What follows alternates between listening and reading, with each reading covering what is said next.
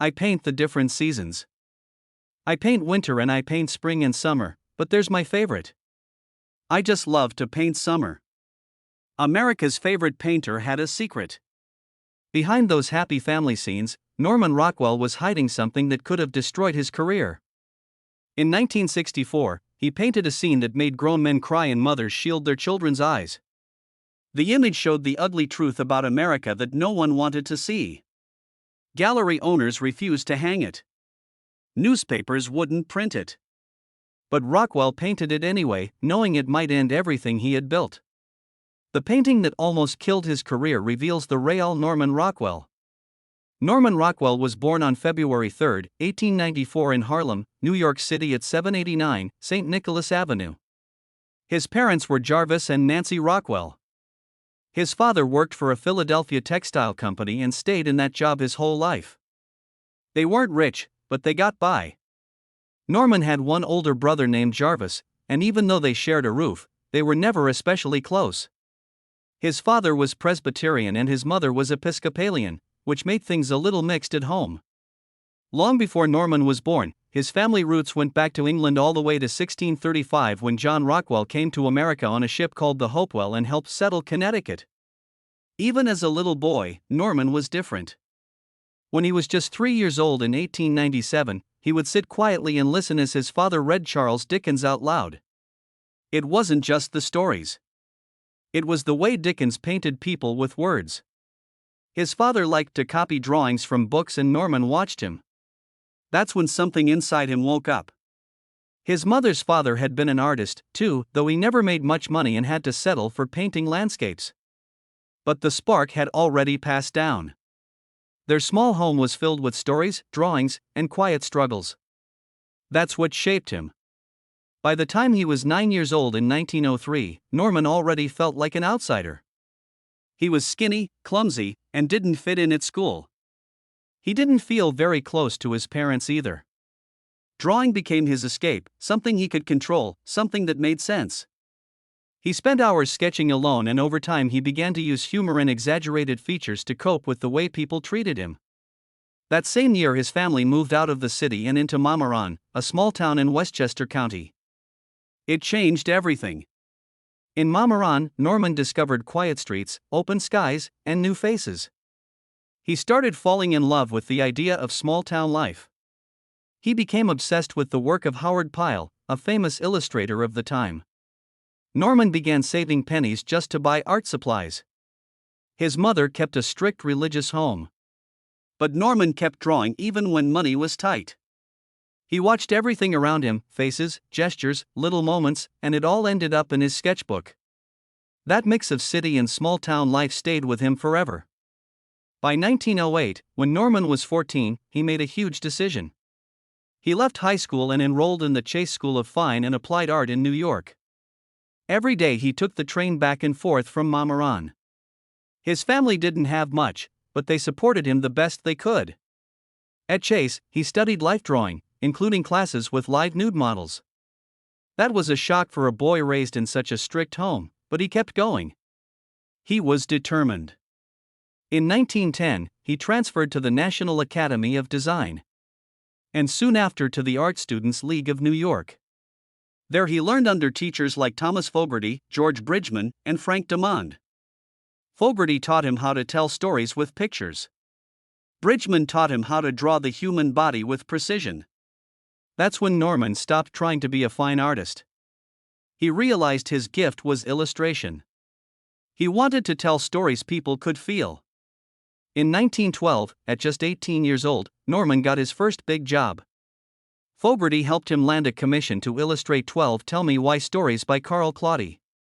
He earned $150 for that job. It wasn't just about the money. That moment changed everything. His work caught the attention of Edward Cave, who was building Boy's Life magazine. Norman walked into the office with hope in his eyes. Cave gave him a chance. He asked him to draw scenes for a camping guide and eventually over 400 illustrations. Norman was still a skinny 140 pounds and 6 feet tall. So thin that during World War I, the Navy would later reject him for being underweight. But in 1912, that didn't matter. His journey had begun. By 1913, just a year later, Norman became the full-time art editor of Boy's Life. He was only 19. That kind of position was unheard of for someone so young. He worked hard creating hundreds of images that shaped how Americans saw the Boy Scouts. He made their uniforms perfect, their expressions real, their adventures unforgettable. His artwork was so popular that the Boy Scout calendar became the top-selling calendar in the country by 1929. This early success didn't make him arrogant. It made him careful. He knew how quickly things could fall apart, so he worked even harder. In 1914, Norman became close friends with another artist named Clyde Forsyth. They both worked at Boy's Life and rented an old barn that had once belonged to the famous Western artist Frederick Remington. That studio felt like sacred ground. Forsyth pushed Norman to take bigger risks and submit his art to the Saturday Evening Post. They worked side by side, encouraging each other. Norman grew not just in skill, but in confidence. He wasn't just a Boy Scout illustrator anymore. He was becoming something bigger. By 1915, Norman was 20 and convinced his family to move to New Rochelle. It was a smart move. New Rochelle was where the top illustrators lived. Artists like Joseph Leyendecker, one of Norman's biggest inspirations, had studios there. Being in that creative environment pushed Norman even more. He made new friends, met mentors, and stayed close to the publishing world in New York City. It was a risky move financially, but it opened doors he never could have reached otherwise. And then came 1916. Norman was 22. That year, everything changed. He finally submitted work to the Saturday Evening Post. His first cover appeared in May 1916. It was like a thunderclap. Between that first issue and January 1917, he had already painted 6 covers for the Post. People took notice. Even Life magazine ran a full-page ad calling the Post the greatest show window in America. And Norman's work was right in the middle of it. But success came fast and hard. By the time he was 25, Norman was exhausted. He left his job at Boy's Life to focus entirely on the Post. By then, he had already painted 25 covers and dozens of illustrations. It was a whirlwind. Even though everything looked perfect on the outside, inside Norman still battled doubt. Around 1911, he had started feeling deeply insecure about his appearance, his name, even his place in the world. He once said, "All I had was the ability to draw, which, as far as I could see, didn't count for much." But instead of giving up, he poured those feelings into his art. He painted people who felt awkward, nervous, overlooked, and in doing so, he made millions of Americans feel seen. In the summer of 1916, Norman Rockwell married Irene O'Connor, a school teacher who was 3 years older than him. He had just published his very first cover for the Saturday Evening Post that same year. They barely knew each other when he proposed at a boarding house in New Rochelle. But right from the start, things fell off. Irene wanted a normal home life. Norman couldn't stop working. He was obsessed with his paintings and often disappeared into his art, ignoring everything else. They never had children. Years later, he quietly admitted something heartbreaking. "After we'd been married a while, I realized she didn't love me." Still, the marriage dragged on for nearly 14 years. By 1929, just after the stock market crash, they agreed to take separate vacations. Irene filed for divorce shortly after in Reno. Even while his personal life was falling apart, Norman was becoming a national sensation. From 1916 to 1919, he created 25 covers for the Saturday Evening Post, many with World War I themes. One showed a boy questioning if a short man could be a soldier. His work was everywhere. Life magazine even used him in full-page ads to sell subscriptions. But behind all the success, Norman was only 22 and it was already too much for him. He began having anxiety and felt like he couldn't keep up with expectations. His friend Clyde Forsyth noticed that sometimes Norman just vanished for a while, afraid that people would forget about him. By 1920, his artwork was changing. It looked more refined, less cartoonish. He was getting praise from serious artists and had clearly grown under the guidance of his teacher, George Bridgman. But the pressure didn't stop. Norman collapsed under the weight of it all and suffered what was quietly called a nervous breakdown. He had to step away to recover. During this time, he became close friends with the famous illustrator J.C. Leyendecker, someone he looked up to. The breakdown was a turning point. He was still in his mid-20s, already carrying the weight of being the most recognized magazine illustrator in America. As the 1920s moved on, Norman started doing more than just magazine covers. Big brands wanted him for their ads. In 1923, he painted a Jell-O ad that showed a perfect smiling family in a happy kitchen. That kind of warmth would become his signature style. He worked for other magazines, too. Literary Digest, Country Gentleman, Leslie's Weekly, Judge, and Life. These ads paid well and gave him room to experiment. But even then, the pressure never truly went away. In 1929, while staying at Louisville Landing, he and Irene decided to take separate summer trips. Norman went to Europe to visit museums in France, Austria, and Spain. When he got back, Irene told him she had fallen in love with someone else. She wanted a divorce. Even though Norman had a habit of flirting with women himself, the news hit him hard. The divorce was finalized on January 13, 1930. He immediately escaped to Alhambra, California, and stayed with his friend Clyde Forsyth. That's when he painted The Doctor and the Doll. While there, Forsyth introduced him to Mary Barstow, a math teacher and aspiring writer who was 14 years younger. Norman married her just a few months later on April 17, 1930 in her parents' garden. The couple soon had 3 sons, Jarvis, Thomas, and Peter. But Norman's mental health was slipping again. By 1933, he was hospitalized for what they called nervous exhaustion. Millions of people sought his work every week, but no one knew the pain he was carrying. That same year, he convinced Mary to go with him to Europe, hoping to reignite his passion. They brought their baby Jarvis, who was only 5 months old. In Paris, he studied Rembrandt and other old masters. But instead of feeling inspired, he spiraled into depression. He started calling himself a fraud. He felt like his Saturday Evening Post covers were meaningless compared to the great artists in the museums. His thoughts got so dark that he considered ending his life. That trip left a deep scar. In 1935, a new opportunity came. He was asked to create illustrations for Mark Twain's Tom Sawyer and Huckleberry Finn. At first, he didn't want to do it, but he accepted. He traveled to Hannibal, Missouri to study Twain's hometown and took lots of reference photos, which wasn't common among serious painters. The illustrations were published in 1936 and 1940. But looking back, he felt uneasy. Some of the drawings carried subtle racial stereotypes. As the years passed and the civil rights movement gained strength, Norman admitted he regretted how he had portrayed certain characters. By 1938, Norman and Mary bought a 60-acre farmhouse in Arlington, Vermont. They wanted a peaceful life for their family, and at first it seemed perfect. They went to square dances and town meetings, but behind the smiles, things were falling apart. Mary's drinking had worsened. Norman wrote in his journal about how distant and angry she became when she drank. He couldn't even enjoy the simple things like swimming in the river on their land. He said the water was too cold. But the truth was that he was anxious all the time. In 1939, Norman started therapy with Erik Erikson, a famous psychoanalyst who had escaped Nazi Germany. Erikson helped him see that many of his happy paintings were actually a way to heal from a lonely childhood. Norman's mother had been cold and distant. He never felt like he belonged anywhere growing up in New York.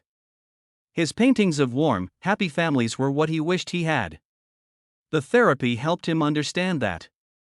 It gave him strength to keep painting with meaning. In 1942, he came up with an idea for 4 paintings based on President Roosevelt's speech about freedom. Freedom of speech, freedom of worship, freedom from want, and freedom from fear. He pitched them to the Saturday Evening Post, but they weren't excited. They thought the idea might upset readers, but Norman believed in it so much that he paid for the project himself.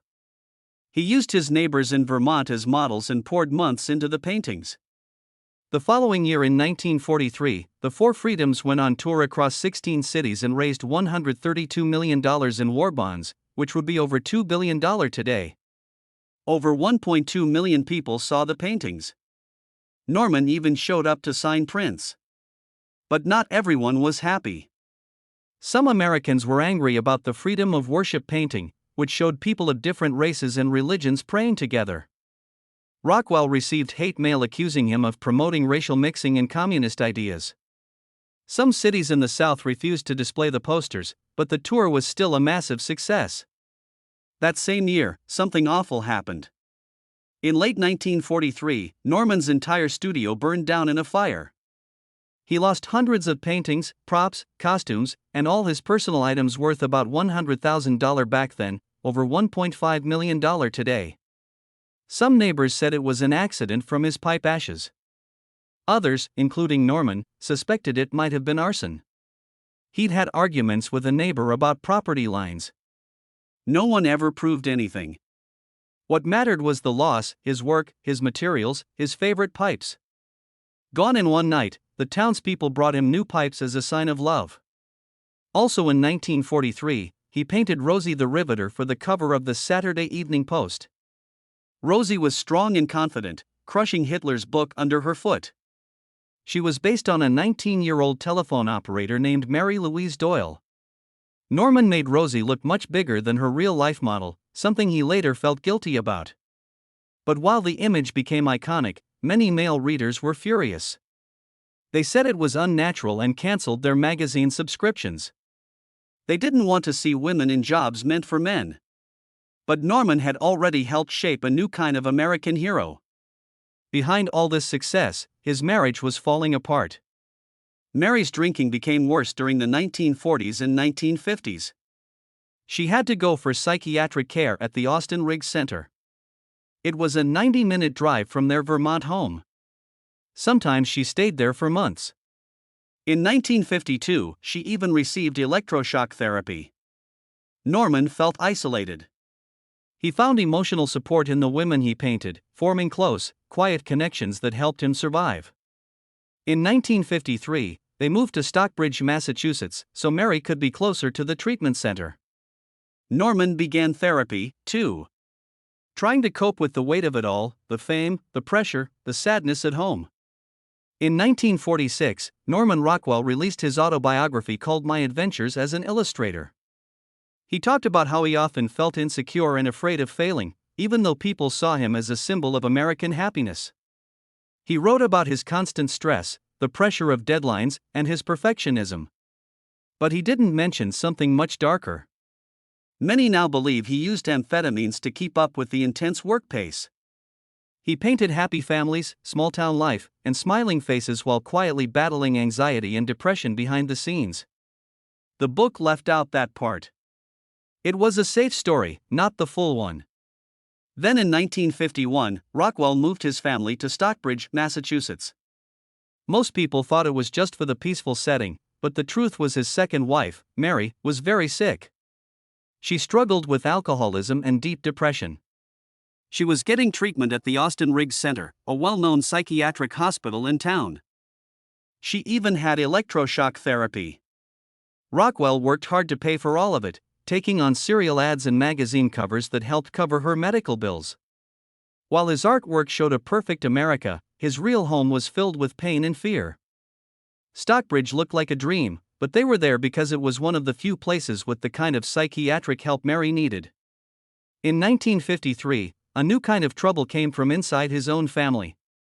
His son Peter spoke out in public, saying his father had been emotionally distant and obsessed with his work. It became a scandal. But letters later found by Rockwell's grandson told a different story. They showed that Norman had tried to be present. He helped his sons, gave them money for art projects, and even built a mini studio for Jarvis, his oldest. Still, Norman's perfectionism took over sometimes. One magazine cover took him nearly a year to finish, and he had to borrow money from the bank just to stay afloat while he repainted it over and over. He wanted everything to be perfect, but it came at the cost of time with his family. In 1959, Mary suddenly died of a heart attack. Norman was crushed. His sadness poured into his paintings, but the magazines didn't want that. They rejected the darker, more emotional pieces. They wanted joy. His doctor, Erik Erikson, once told him, "You paint your happiness, but you don't live it." That hurt. He kept his grief to himself and pushed it down to keep working, but it wore him out even more. In October 1961, Norman remarried. His third wife, Molly Punderson, was a retired teacher. He was 67 and she was 65. He told people honestly that he married her because she was organized and he needed help. He couldn't handle the business side of his art anymore. After years of struggling with Mary's illness and his own mental health, Molly brought peace and order. The marriage surprised everyone, but it lasted until he died. Maybe it wasn't a love story, but it gave him something stable at a time when he needed it most. Then came 1963. After 47 years, Norman left the Saturday Evening Post. His last cover was of President John F. Kennedy after the assassination. In all, he had painted 321 covers for the magazine. But Norman felt like the world had changed, and he needed to change, too. He was tired of only painting happy white families. The magazine wouldn't let him show black Americans unless they were in the background or doing servant jobs. He once said, "I portrayed the best of all possible worlds." That kind of stuff is dead now. He was 69 and ready to speak the truth. In 1964, he joined Look magazine. They gave him freedom to paint what he truly cared about: civil rights, injustice, real pain. But as soon as he started, the threats came. People wrote hateful letters. Some called him a race traitor. Others said he'd regret it if he kept painting black children or showing racism. Some threats were so serious that his life was in danger. But he didn't stop. Even at age 70, he kept going. That same year, he painted the problem we all live with. It showed Ruby Bridges, a 6-year-old black girl, walking to school with U.S. Marshals. On the wall behind her were slurs and a splattered tomato. It was shocking. Readers were furious. Thousands canceled their subscriptions. Rockwell used a local girl as the model, but the message was loud and clear. This wasn't the America people wanted to see, but it was the truth. And Rockwell was finally painting what he really felt. All through the 1960s, he tried to make up for the way he had once painted black people in servant roles. He knew he had done wrong. He reached out to civil rights groups, talked to activists, and made sure his new work was respectful and accurate. He didn't want to be seen as a white savior. He wanted to show black people as heroes of their own stories. He listened. He changed. Later in 1964, something terrible happened. 3 young civil rights workers, James Chaney, Andrew Goodman, and Michael Schwerner, were murdered in Mississippi. They were trying to register black voters. The Ku Klux Klan and local police were behind it. Their bodies were found buried in a dam. Rockwell couldn't sleep. He had nightmares. He poured all of it into a painting called Murder in Mississippi. It showed their final moments, lit only by torches with shadows of the killers surrounding them. He didn't work on anything else for 5 weeks. The painting was raw and painful, but he needed to do it. In 1967, he painted New Kids in the Neighborhood. It showed black and white children meeting for the first time in a newly desegregated neighborhood. It was quiet, not angry, but filled with emotion. He was 73, tired, but still fighting with his paintbrush. In 1978, something strange happened. 7 of Rockwell's paintings were stolen from a gallery in Minnesota. It became the state's biggest art theft ever. One of the stolen pieces was Taking a Break, a 1919 painting. That one was recovered in 2017, 40 years later, inside a New Jersey home. It had been bought decades ago for just a few dollars after someone damaged it during a game of pool. But Rockwell had other secrets. In 2013, a biographer named Deborah Solomon wrote a book claiming he had hidden erotic drawings and possibly had repressed sexual desires, even toward men. She cited diary entries and notes, including one about a young assistant he seemed very fond of. Some experts believed these hints were real. Others, including Rockwell's own granddaughter, said the claims were wrong and unfair. The truth remains unclear, but it added new questions about who he really was behind the public image. On January 10, 1977, President Gerald Ford gave Rockwell the Presidential Medal of Freedom. It was the highest award a civilian could get. But Rockwell didn't go. His son Jarvis accepted it for him. He was 83 and very sick by then. In private, he told people he sometimes felt like he had sold out. He made a lot of money but gave up deeper art to do commercial work. He wondered if he had missed his true calling. He died on November 8, 1978 at age 84. After his death, people found out he had around $50,000 in unpaid therapy bills. That would be about $200,000 today. He had spent a lifetime trying to cope with anxiety, depression, and inner turmoil, even while painting happy scenes for the world. The bills told a story his paintings never did. Then in 2004, something incredible was found behind a fake wall in the home of another illustrator, Donald Trachta. It was Rockwell's original Breaking Home Ties, one of his most famous paintings. The man had made a perfect copy to hide the real one, likely because of a bitter divorce. When the real painting went up for auction in 2006, it sold for $15.4 million. The discovery raised questions. How many more originals were out there, hidden behind walls or stored in secret?